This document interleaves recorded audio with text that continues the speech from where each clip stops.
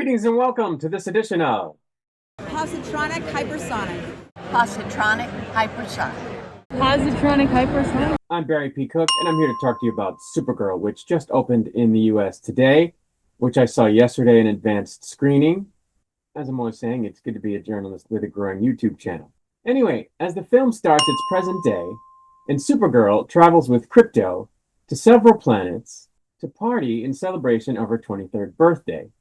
She gets a call from Superman, who's concerned that she is constantly off-world and unable to settle on Earth.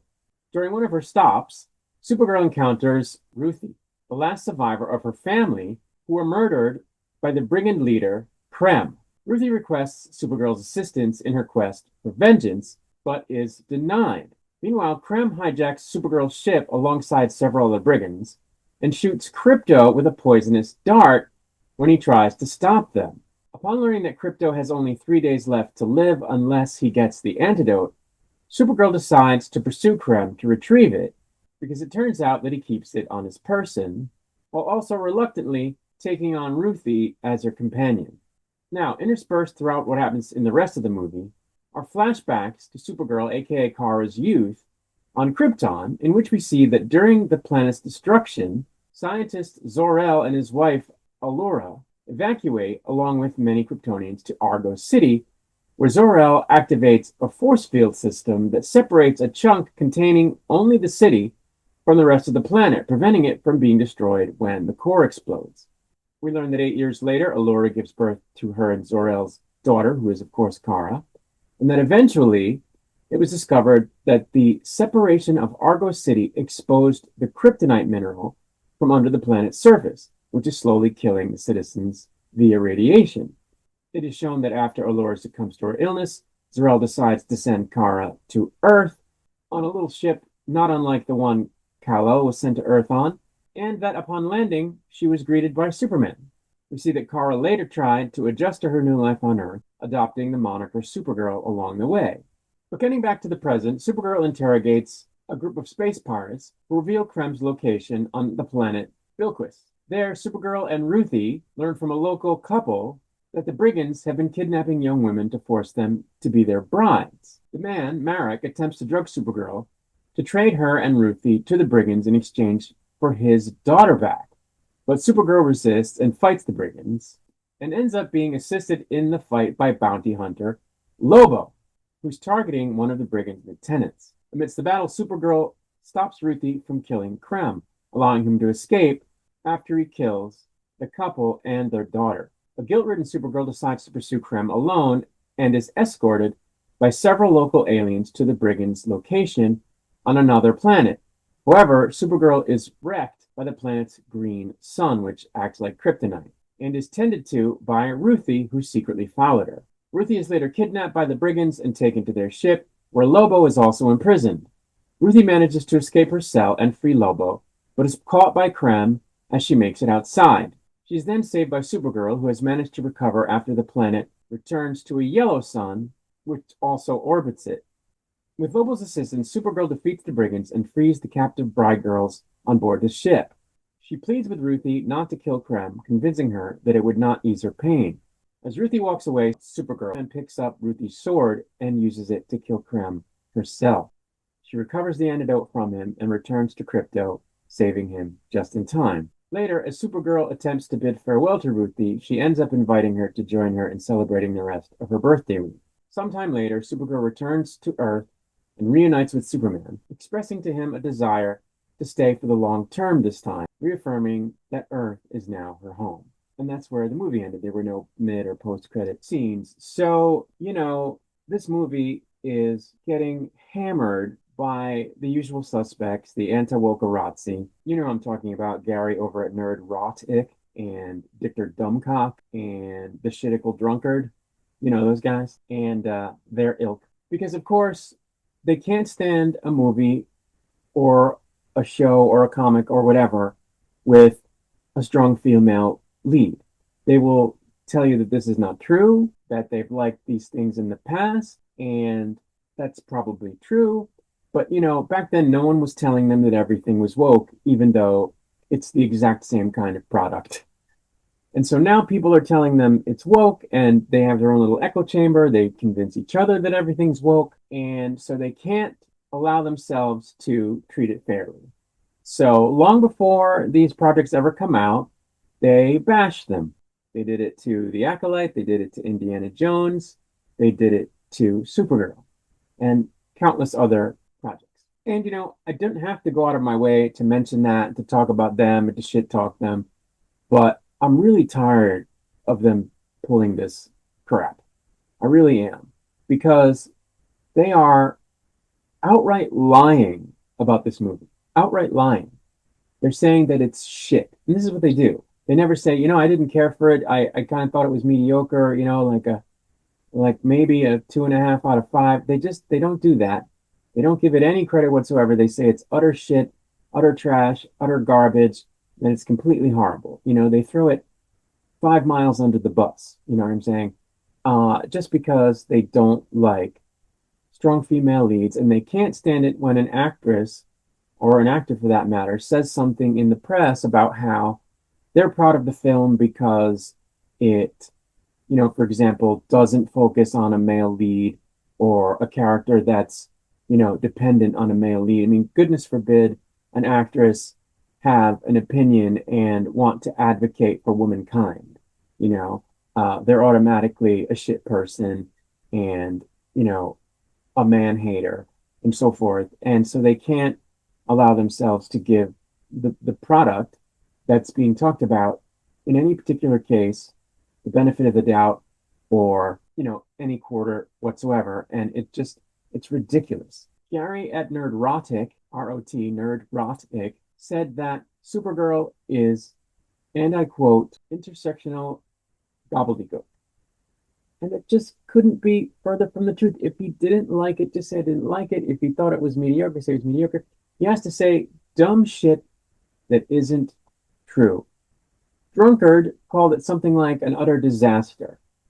It's just not true. That's what I'm here to tell you. I'm here to tell you that those things are not true. I'm here to tell you that the movie is very good. I would give it 4 out of 5 stars. It's not perfect, okay? There are a couple of things about it that keep it from being perfect. At one point, the bad guy shoots Kara with kryptonite-tipped arrows. Where did he get kryptonite from? How did he know kryptonite would affect her? I mean, okay, Superman's been around on Earth for 3 years, but how do we know this guy knows anything about Superman? They don't demonstrate how that occurred, how he even knew who she was. At one point, he does realize that she's a Kryptonian. They don't show you how he knows that because she never reveals herself to be that until a minute or so before he hits her with the kryptonite arrows, and then only because she's wearing a Kryptonian symbol on her uniform or costume. So that was dumb. Superman, when he first discovers that Kara has landed on Earth, seemingly conveniently near the Fortress of Solitude, he tells her that he doesn't speak Kryptonian, which is absolutely ridiculous. Why would he never have bothered to learn Kryptonian? It's completely absurd. Because obviously he had it in the records at the Fortress. I mean, unless he didn't, which is also stupid, unless it wasn't there. Of course he speaks Kryptonian. And there are one or two other things like that about the movie that keep it from being perfect.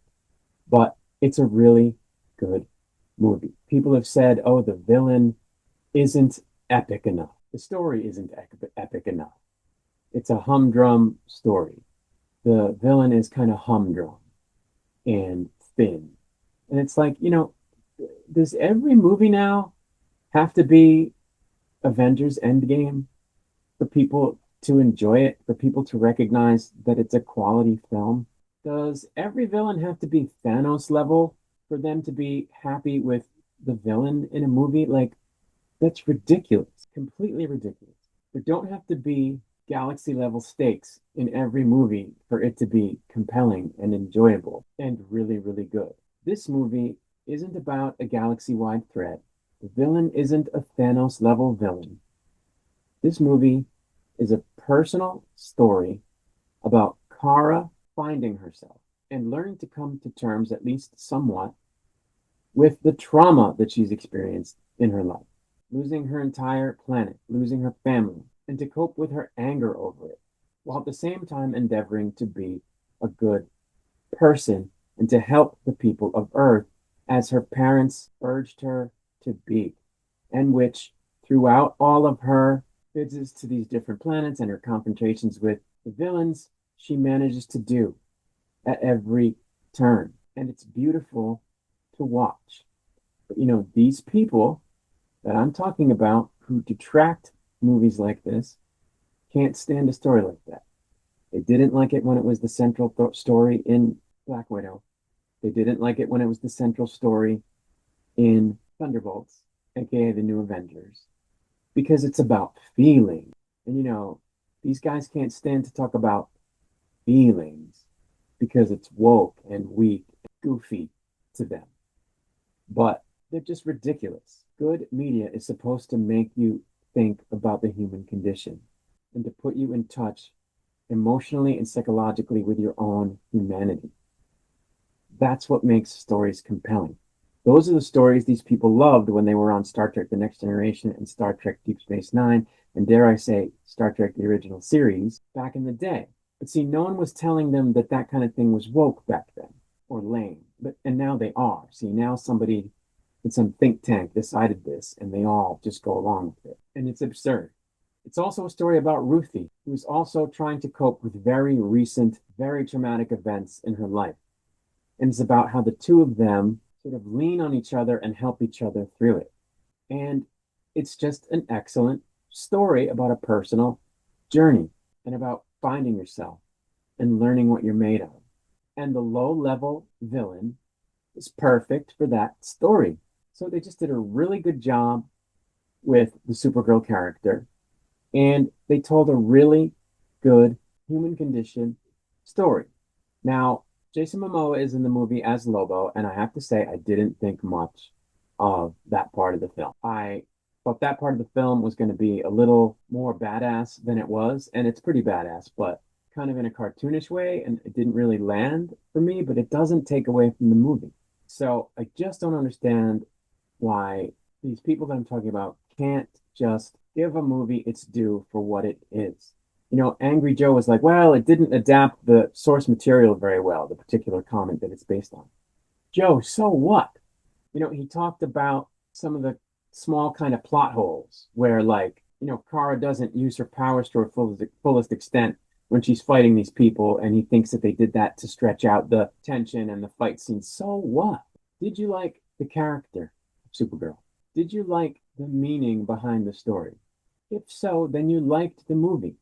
Why do you have to nitpick it to death on these little, like, ultra fanboy points? It's ridiculous. So, that's really all I want to say. It's just a very good film that's thought-provoking. And yeah, we've seen similar stories before. So what? It's a good movie, and it's a shame that it's not doing well. It really is. Superman did better than this, and I hated that movie. I really, really did dislike it. I thought they got the characterization all wrong. So, it's not like I'm just some shill or some person who glazes everything that comes out that has a superhero in it. It's just that this movie is actually good. So don't listen to the haters because they're lying to you. But that's really it. I'm going to get out of here. I'll be back with another video soon. Until I return, I wish you peace and long life.